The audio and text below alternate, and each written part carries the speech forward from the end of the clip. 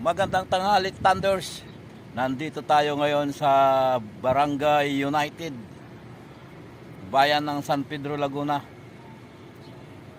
Dito po tayo sa bagong SM Hyper Center, San Pedro, Laguna. Nakita nyo po yung lugar na yan, diba? Hindi halatang bago. Ayan, yan po yun, yung bagong Hyper SM Hyper San Pedro, diba? Malawak po dito, maganda po ng view rito sa baba, tingnan nyo. Diba?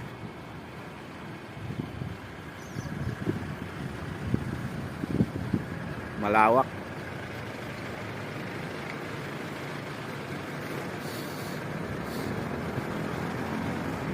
Yan po yan, bago lang po.